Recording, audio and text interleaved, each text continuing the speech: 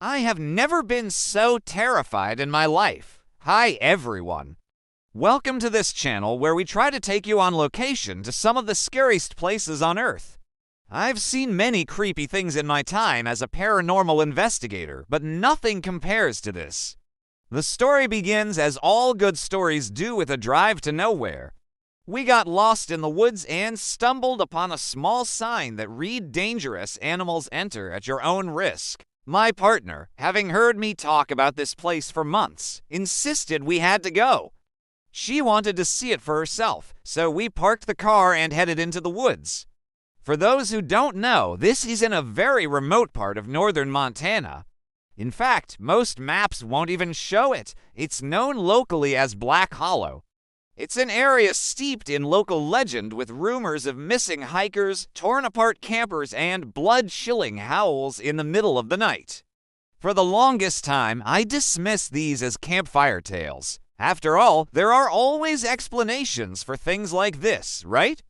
But after what we saw that night, I realized that some things are best left unexplored. As we ventured deeper into the woods, I noticed something strange. There were no birds singing.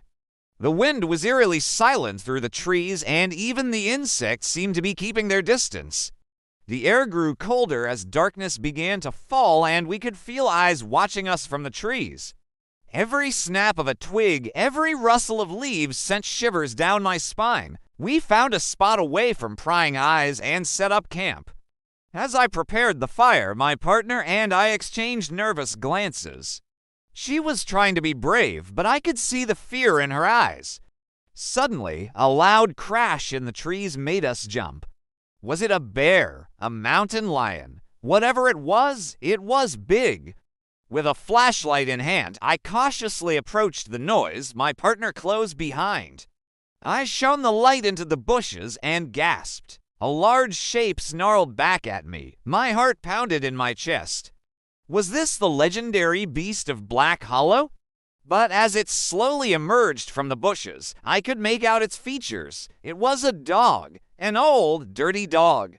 Relief washed over me, but I couldn't help but notice its fur was matted and it had a strange limp. Still, it was friendly enough, wagging its tail and licking my hand. Maybe it was just lost or injured. We named him Fang and invited him to join us around the fire. It was too scared to eat at first, but eventually it lapped up some water and ate some of the food we gave it. In the morning, we woke to find Fang gone. My partner and I packed up our stuff and hit the road. Little did we know we were being watched. We received several strange phone calls from an unknown number. Each time we answered, there was only silence on the other end. Later, we discovered the caller ID said private. But that wasn't the most unsettling part. When we pulled over to stretch our legs, we found a series of scratch marks on the side of our van. They weren't made by a bear or a mountain lion. Whoever or whatever had done this had meant us harm. This was just the beginning.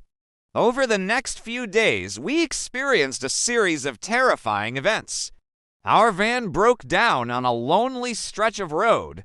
We kept finding strange symbols carved into trees and rocks. And those phone calls continued to haunt us. Once we even saw a pair of glowing eyes watching us from the trees. We didn't stick around to find out whose they were. We fled the area as fast as we could. When we finally reached civilization, we checked ourselves into a hotel and decided to relax for the night, but our respite was short-lived. Around 3 a.m., we were awoken to what sounded like screams in the night, big guttural screams. We peeked out the window and saw a huge shape lumbering past the hotel.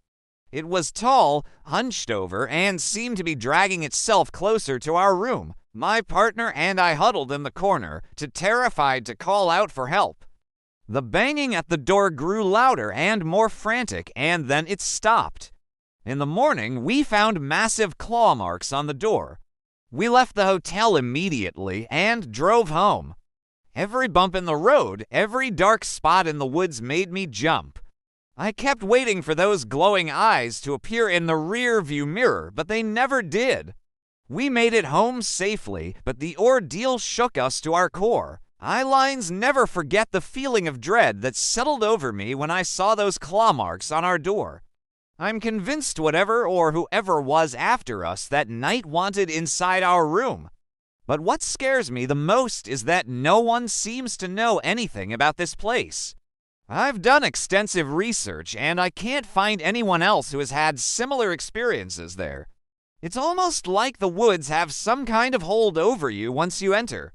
You might think you're safe in your car, but even that doesn't offer protection. Whoever or whatever is lurking in those woods won't hesitate to come after you. And let's not forget about the locals. We met some really interesting people during our time there. One old man told us about a group of friends who disappeared while hiking in the area. Another woman spoke of strange lights she had seen dancing in the forest at night, but none of them knew anything concrete. None of them had ever seen anything before. Well, now you have. The story I just told you is true, except for the names of some of the people involved. They wish to remain anonymous. Now, I know what some of you are thinking. This sounds like a made-up horror story. Why would a rational person like Brian believe such a tale? Well, I'll tell you, because there's evidence. There are the pictures taken by the camera. These are real photos taken in the woods. And there are the claw marks on the side of the van. These are not the markings of a bear or mountain lion. Whatever made them didn't belong in this world. I've been a paranormal investigator for years now, and I've never seen anything like this before. What we experienced was not a figment of our imagination. We both witnessed it firsthand. Now, I want you to take a good look at this footage. It may not seem like much to some of you, but to me, it means everything. These are the eyes of a monster. Eyes that watched us from the darkness, eyes that stalked us through the woods, eyes that wanted us dead. The scariest thing about all of this is that we still do and know what it was that we encountered. Sure, there are legends and stories, but they're just that, stories. Nobody knows for sure what lurks in those woods. All we know is that it's real, it's alive, and it's hungry. So if you're ever near the area, do yourself a favor and stay away. Don't say I didn't warn you. If you hear a scream in the night or see a pair of glowing eyes staring at you from the trees, run.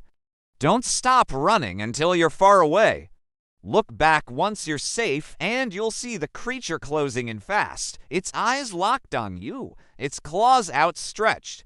This story has haunted me for years now, and I've never forgotten the feeling of dread that settled over me when I saw those claw marks on our door. I'm convinced whatever was after us that night wanted inside our room, but what scares me the most is that no one seems to know anything about this place. I've done extensive research, and I can't find anyone else who has had similar experiences there. It's almost like the woods have some kind of hold over you once you enter. You might think you're safe in your car, but even that doesn't offer protection. Whoever or whatever is lurking in those woods won't hesitate to come after you. Whatever you do, don't go to Black Hollow. Stay away from that place if you value your life. You heard the warning, but you didn't listen. Now it's too late. They're coming for you. And remember, you entered this place at your own risk, but now it's too late. The creatures of Black Hollow have claimed you as their own.